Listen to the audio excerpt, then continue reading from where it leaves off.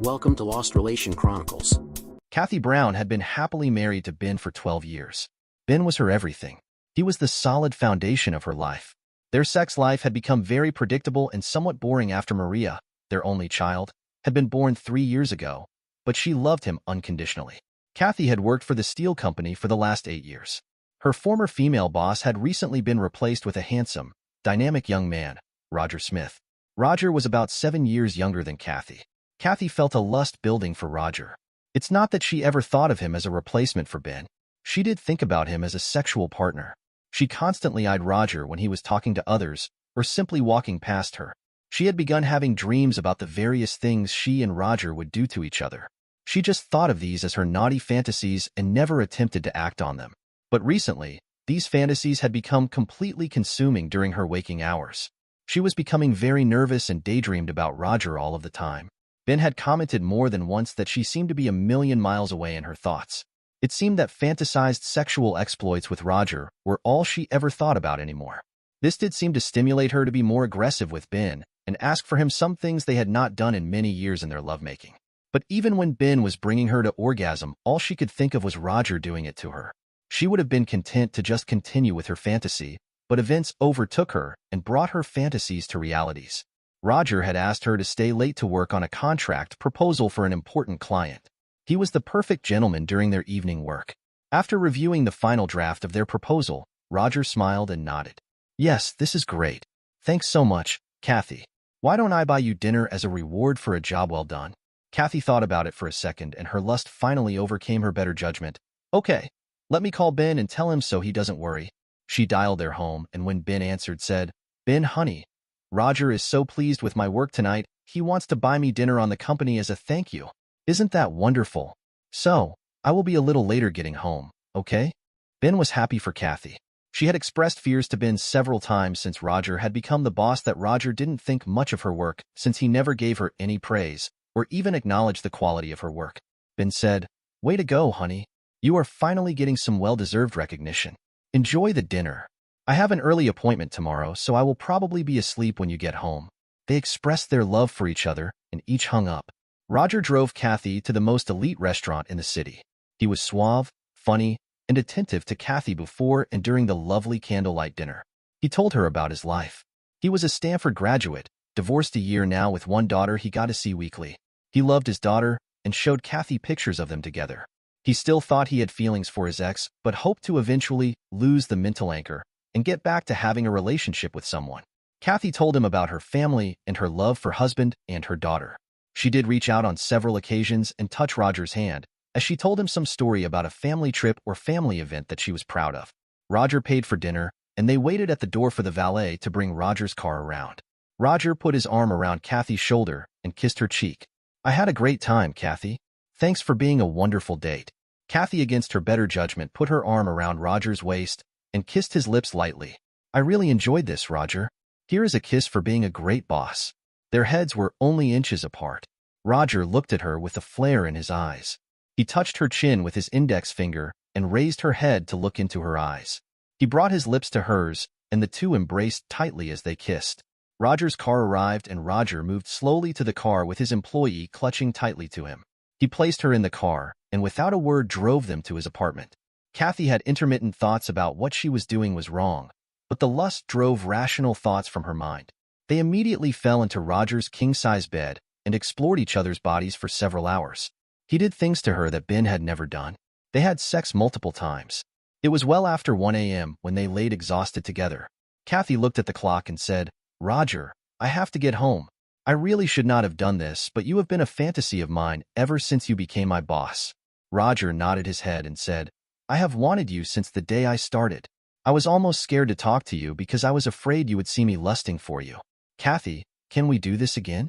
"Yes, Roger, we can do it whenever we get a chance. But understand I don't love you. I just want to have sex with you. I love my family and will do nothing to compromise that relationship. But I will do things with you that I never would imagine doing with my husband." They had sex and then stood and, moving to the shower, cleaned the evidence of sex from their bodies. Dressing quickly, Roger drove her back to her car at the office. They French kissed in the car for several minutes, and then Kathy broke away. "Enough for now. I have to get home before Ben becomes suspicious." Kathy arrived home to find Ben sound asleep. She looked at her husband lying in the bed and thought, I do love you. This is just a fling. I'm sure I will tire of Roger in a short while. You will never ever know, and we will live as husband and wife until our dying days. From that evening for the next 6 weeks, Roger and Kathy met at various motels, at Roger's apartment, in Roger's office, and even once in Kathy's living room. They were animals in heat. Roger admitted he needed sexual release after more than a year of no sex following his divorce.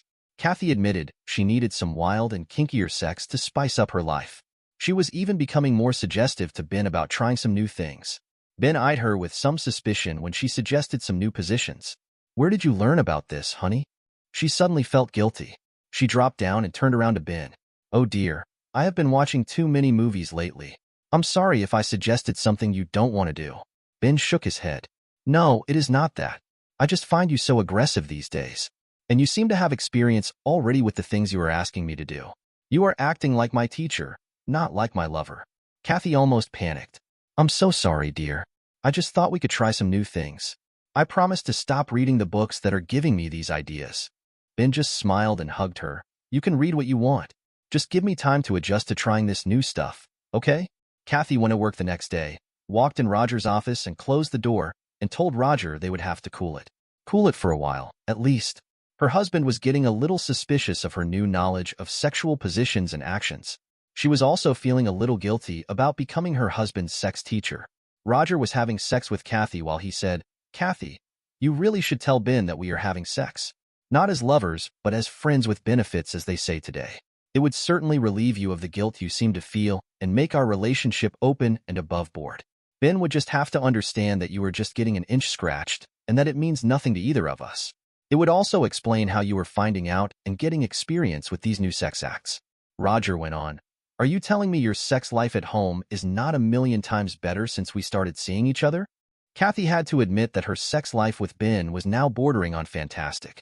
She leaned forward and tongued Roger with a deep kiss. God, I don't want to stop this yet. You do make me hot and horny.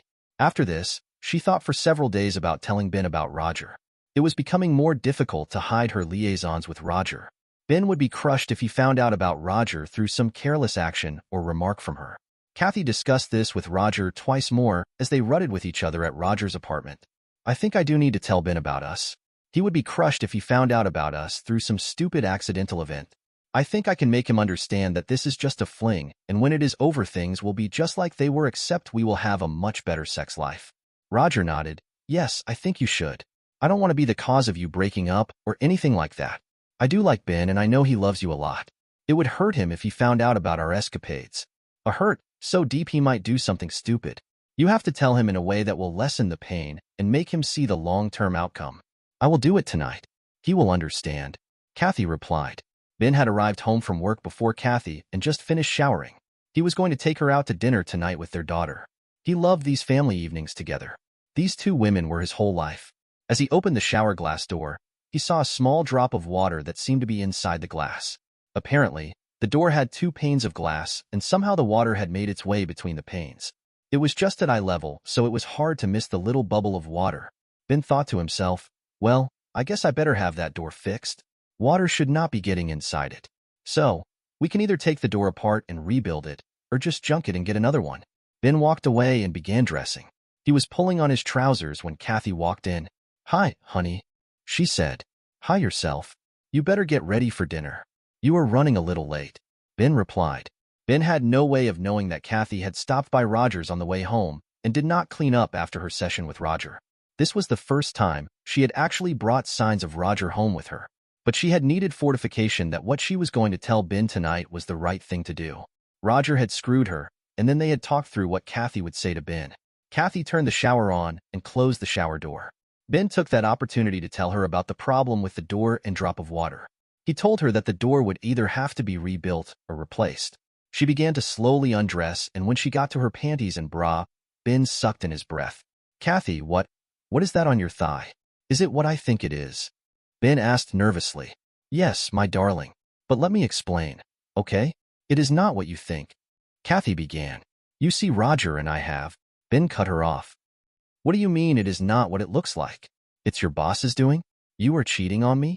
Ben grabbed his head with both hands and dropped to the edge of the bed. Kathy walked over and sat on the edge with Ben. She put her arm around him.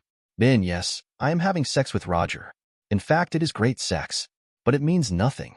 I only love you. Sex with Roger is just that, sex. We are just two sex buddies. It means nothing and doesn't change anything between you and me. Kathy felt good about the way she was ensuring Ben the affair meant nothing. Ben jumped up. Don't you touch me, you 304. You dare to have an affair, cheat on me, and then bring the other man into our bedroom? Get out of my sight. Just get out. No, Ben, this is my house, too. There is no need for anyone to leave anyone. As I said, this is just a fling that I am sure will end in a few months. I wanted to tell you before you found out some other way and got hurt. This way we can put it in the correct perspective, and you will know it means nothing to our relationship. Ben just stared at her. It means nothing to our relationship? What relationship? You are such a 304 that you screw another man and you see nothing wrong with that? When did you lose your morals? When did you lose your values? And when did you decide that our marriage vows meant nothing to you? Ben grabbed an overnight bag from the closet and began throwing shaving gear, underwear, and a fresh work shirt in it. Well, my dear, if you will not leave, I will. I cannot live with a stranger. And you are a stranger. You are not the woman I married.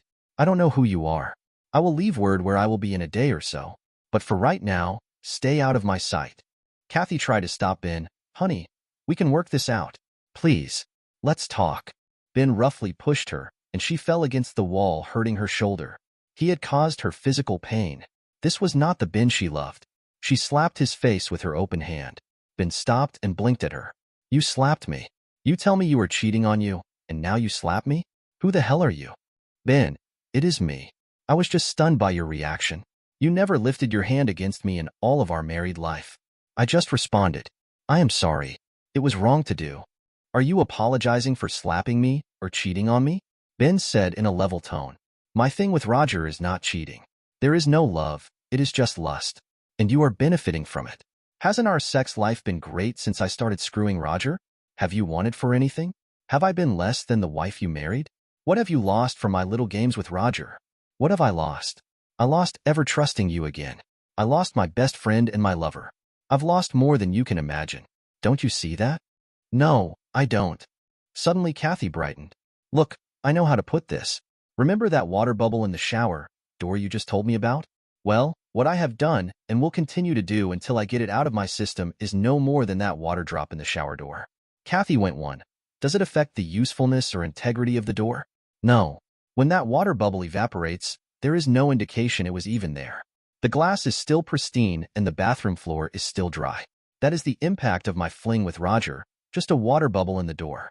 When it is gone, nothing has changed and nothing is damaged. Ben thought for a moment. Kathy, I do love you and always will. But I cannot accept your fling is not damaging our relationship. For right now, I will leave. You do what you think best. Just remember, as I said about the shower door, the water bubble will result in either the door being repaired or replaced. It is the same with our marriage. So, make up your mind. With that, Ben left the house. Little did Kathy know that it would be the last time they would be in the house together. Kathy called Roger and told him what had just happened. Roger suggested she come back to his place, but Kathy begged off, saying she needed a little time on her own.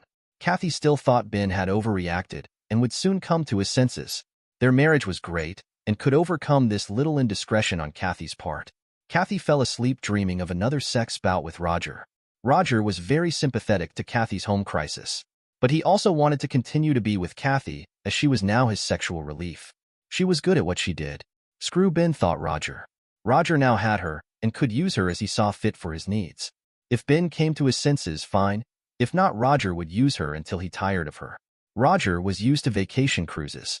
He had been looking at a brochure for the Eastern Caribbean. It was a 2-week cruise hitting over a dozen ports. Since it was now winter and cold, 2 weeks in the Caribbean sounded great. Kathy still wasn't staying all night with Roger. She would come to his place for a few hours and then go home. She was hoping that Ben would either call or stop by to discuss their problems. But Ben said he would not return home as long as Kathy continued her affair with Roger. Roger had come to Kathy's house in an attempt to get to spend the night with her. Kathy had sent her daughter to stay with a girlfriend for the evening. As they had nestled into Ben's marital bed, the phone had rung. It was Ben. He was livid when he found out that Roger was there. Kathy also became hysterical when it dawned on her that she was about to have sex with Roger in what should have been Ben's sole territory. Kathy had asked Roger to leave, and she would see him the next day at the office. At work, Roger said to Kathy, "Sweetheart, I have wonderful news. I just booked us on a 2-week Caribbean cruise. We can share ourselves with each other and not worry about what Ben thinks. You come with me on the cruise, and I bet Ben will beat a path to your door to get you back when we return. He will be so jealous he will have to come to his senses." Kathy had been thinking that this whole thing with Roger was far too costly. Her lust had hurt the one man she loved above all. She thought, "I need just a little quality time with Roger, and I will be over him." Kathy readily agreed, and she left this message for Ben at his hotel. "Ben, baby? It's Kathy. Look, I am going on a 2-week cruise with Roger.